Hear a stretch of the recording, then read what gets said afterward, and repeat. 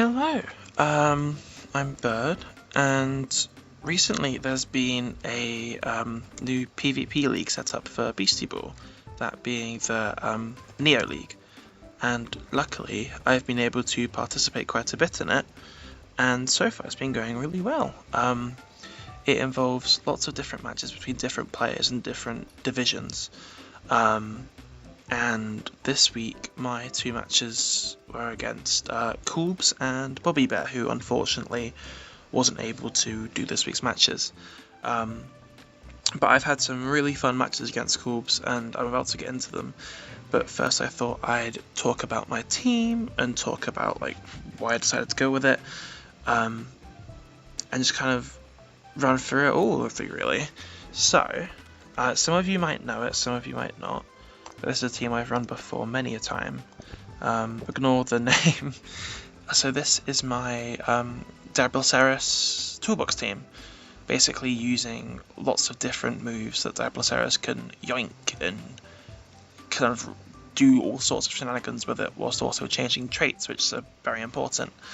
Obviously Spitball Override is a really good serving tool and just a good tool in general. But Mimic Dump has some good sideways pressure.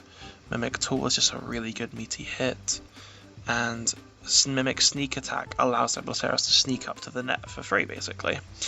And lastly, Mimic Grinder I find really interesting, because it actually works a little bit like as if you've got a mini Cherry next to you, where it gives it a little bit more damage. So on serve against a full health opponent, instead of doing 50, you're doing 60 with a Mimic Grinder, as well as overwriting their trait, which obviously that's a really powerful tool.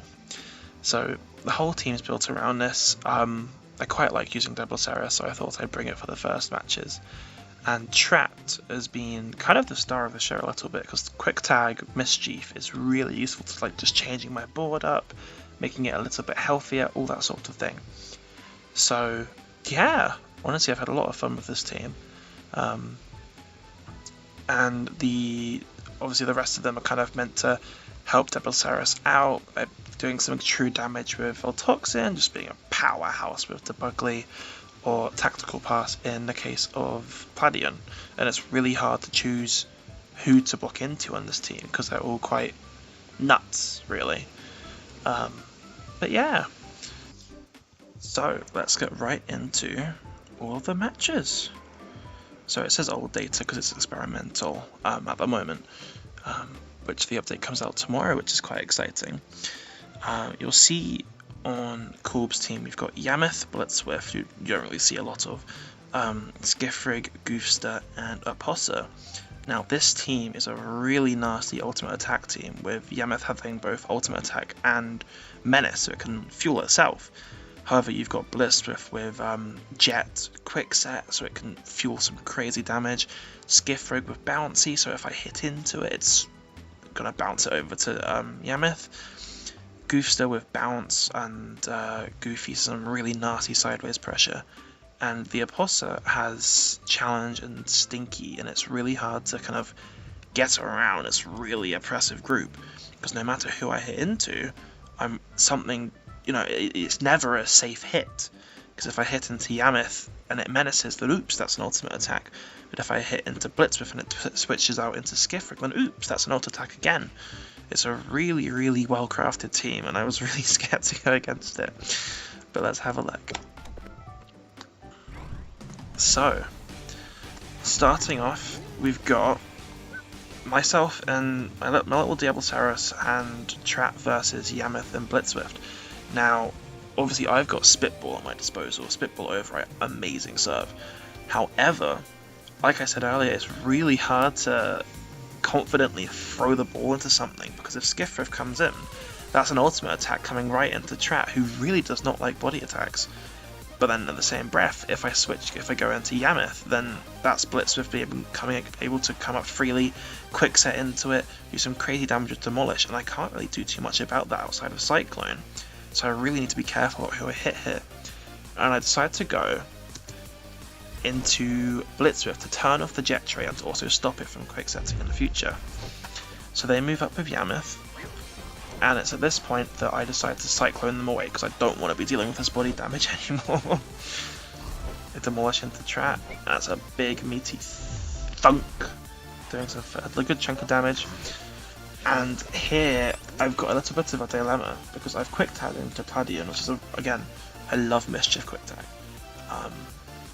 So I could tactical pass into Diablosaurus here and do a good hit.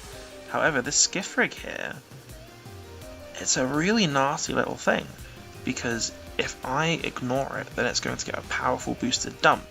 But if I don't ignore it and Yameth comes in, then that's an ultimate attack. So I ultimately decide to go into Blitzwith again because I just want to turn off any form of that quick set from coming out, whilst also giving myself a tactical pass to fuel it a little bit. So I get a block, and there we go. So now a dump is likely coming out, so I think what I do here is I move up Pladion to try and take the hit. And there he goes, donk. So now I've got that fun little dynamic of Pladion has dump, so I can threaten it with that. But I've also got now, thanks to Mimic, dump on Tuna. So it's double dump no matter where you want to throw it. And I think I end up deciding to tactical pass and go for a front row spitball, doing some really good damage into whatever comes in here, which happens to be Goofster. Goofster obviously gets overwritten, so Goofy is gone. But now we've got a really nasty thing again, where Goofster has bounce, which can target the back row, so I need to make sure the back row is safe. But Skiffrig also has dump, and if I take Pladion down to deal with the bounce and the dump comes out, I could do loads of damage to my Diablosaurus. But if I keep them up as it is, then bounce could come out and that's a free point. But I ultimately decide on the double block, and luckily I get it because that was a really risky play on my part. But it means that now I can threaten a really powerful dump from either Diablosaurus or Pladion. Tactical pass comes out, and I go for yet another spitball. I use it quite a lot in this match, but it's just to make sure that I can turn off things, and it knocks out Goofster, so that's the first point. Spitball goes back into Blitzwith, turning it off. And then finally you've got the Opossa. Now this Opossa has got Stinky, which really will turn off anything. And Provoke to stop my Cyclone. But here I think I tag out, because obviously Pladion not the best taker of spirit attacks. I go into Strat survives, and I've set up that perfect quick tag shenanigans again.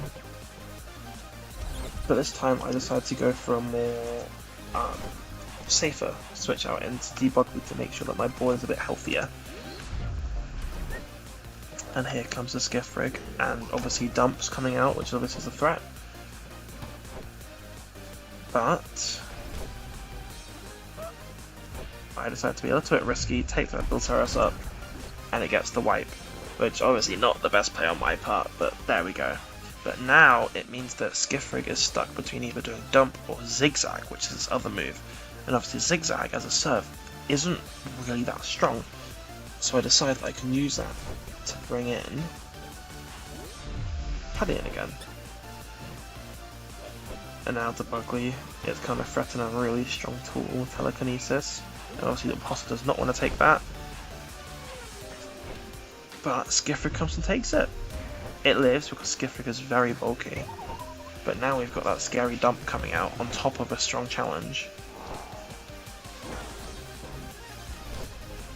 But a Zigzag comes, I didn't expect the Zigzag, but there we go. As you can see, we kind of both went for a risky play here, because if I brought up Pladion expecting a dump, then that would have finished me off, because that Zigzag would have knocked me out.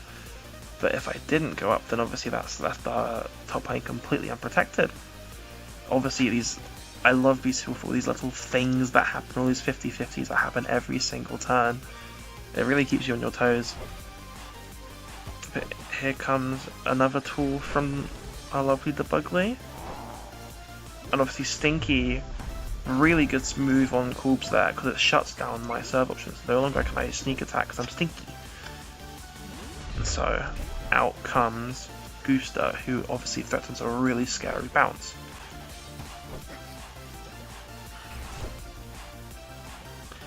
here, what I do is I end up doing that to the Voltoxin because Gusta only has bounce as a move, and as a serve, it gives me a little bit more control because as a sideways hit, it can only really hit into one target, the Voltoxin space here. But, and this is where I was a little bit worried, because you'll see I do something very risky in a moment, but if Gusta freeballs into Voltoxin, then, and I don't switch Voltoxin out, then that's it, that's game over. But I decided to be a little bit sneaky about this, and I move up Voltoxin, even though it's still wiped from the field, because what happens is the bounces over to Voltoxin, but I've got Tool Telekinesis here, so that then lets me move up and do a really nasty tool, which is honestly a really risky play, because if I had gotten a free ball, that would have been game. But you'll see I do a lay trap, I get the Telekinesis out, and in comes the tool. Obviously Yameth doesn't really want to take that, but boy is it a chunky thing. But now again, we've got the issue of what do I do here, because obviously there's a very strong sideways attack about to come out. But because Diabloceras you'll see in the back is quite healthy, I end up bringing it out, and the Bugly lives on 1 against that set, Demolish, which, oh my goodness. And you'll see we get the volley, lay trap, and here I ran out of time because I was trying to figure out how much damage a Diabloceras tool would do, but I ended up wasting my turn and going for a free ball. But the beautiful thing about Diabloceras is that even with a free ball, you're still getting value out because of override. So now Bouncy's off the field. Obviously double juggle comes out. This bounce is gonna sting. But Diabloceras comes in, takes it, bounces it away. And then in comes the Telekinesis tool. Really strong move to finish off game 1. As you can see, some really fun little match there. So let's go on to game 2. So obviously game 2, bets are high, because if I win this, then I win properly. But if Coolbz win this, then it's a 1-1 and it's, you know, down to the final hair. So we start off with the same leads again, and this time I'm expecting a Menace to come out from the Yameth, but I end up grinding into it because I feel as if a Menace into if I spitball into the Blitzwolf, that shuts it down completely. But what it then means is that you can get a really nasty combo from Coolbz side with updraft into Yameth, moving up, coming back up, and then slide to some meaty damage. But obviously, ultimate attack also does some crazy damage, and I assume that what's going to happen is Skiffrid comes in, so I think, okay, I'll mimic Grinder into Yameth, get some good damage on it, make it a bit scarier for it to come back on the field later. And as I get it right, because Skiffrid comes out, so now we're in a bit of a sticky situation again, but luckily Yameth is wounded, which helps me out a lot. So here comes the dump, trying to get a cheeky point. Track comes to the front of the row, which is really nice because now I can get a quick tag into whoever I want to be at the front. And Pladian's the one that comes out to the front. A tactical pass, spitball galore, into the Skiffrick. And that might be a bit odd here why I go into the Skiffrick, because obviously Bouncy still activates, which now means that Yameth has ultimate attack ready to go. But what you'll soon find, and what I realise, is that our lovely Pladian here, our Rui, can actually take an ultimate attack if it's blocked from the back row. And as we see, I block into the Yameth, and it takes the hit. Honestly, ultimate attack is such a scary move, I thought I'd just be wiped regardless, but it ends up taking the hit relatively well. But now, obviously Dump's threatened, tactical pass, spitball into this Skiffrig, gets the wipe because the block's into the wrong spot. And now they're in a stickier situation because Spitball Diabloceras into Yammoth, that's not going to be very nice. Into anything else, it's not going to be very nice, to be honest. But in comes Apossa. I turn off competitive, but obviously Stinky is now on the board. Demolish comes out and I come back into Trap. Bit of a risky play because obviously Trap's now very low, but thanks to Quick Tag I can rejig the defensive position anywhere really. So in comes Voltoxin, but now because of that I get to do a sneak attack up to that, which is what this is the thing I really love about this Trap, is that Quick Tag Mimic means that I technically have access to every single move on the board, which is insane. So here comes the sneak attack, getting Diabloceras to the net, making it scarier for next time. Menace comes out, making the damage a lot weaker, but now Diabloceras is at the net. Obviously Demolish is going to do quite a bit of damage, so I've decided I'm going to set up for the Bugly Sweep, which doesn't end up happening, you'll see, but it means that now this Yammoth really does not want to be at the front of the net. So I lay Trap expecting a swap in Telekinesis and Tool, so that whatever comes in is going to take a lot of damage. But they Stinky, which I was a bit surprised by. But it also means my Freeball serve is going to be an Overwrite, which Freeball Overwrite, lovely serve, not really the most ideal one, but there we go. But now, in comes our good friend Blitzwhip. So turning off the jet is huge for that, because it means it's not going to be able to do its slide shenanigans anymore. But it does mean that Apossa is able to threaten some pretty scary damage, especially into the Bugly. But you'll see, thanks to Updraft, which is a really neat piece of kit on this Blitzwhip, even if the jet goes down, it can still threaten a really scary slide, like probably one of the strongest in the game. And I'm thinking, I don't know what I'm going to do about this. So I Cyclone out the Blitzwhip.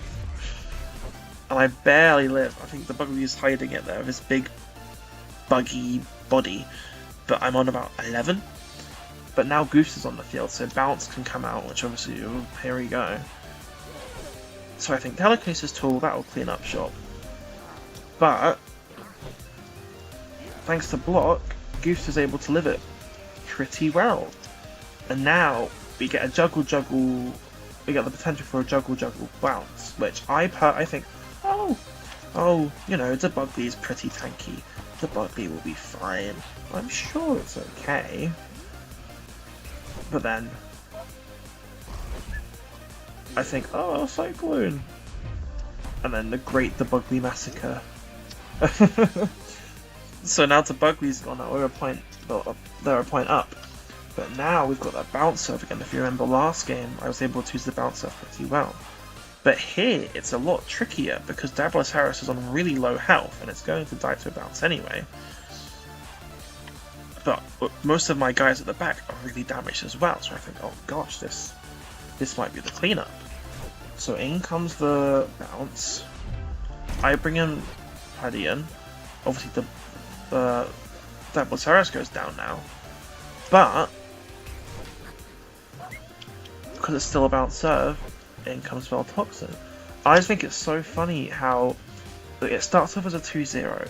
And like in an instant, we're going back to a 2-2 because of how well Coolbz was at whittling my board down, making sure it's harder for me to come in. And now we're at a standstill again, 2-2. But I've managed to get my healthy side on the field. I go and mark, make sure Venom touches true damage, tactical pass into a sneak attack to try and get myself up to the net. And obviously Goose tags out here. Yammoth comes along, not a huge fan of that. But now, in comes what I think is going to be a Skiff-Rig dump. And obviously, I'm not a fan of that because Voltoxin's... I don't have Absorption on this Voltoxin's Venom Touch. So any mind attacks are going to do more damage to me. But in comes a Zigzag into Padian. Because obviously it's very low.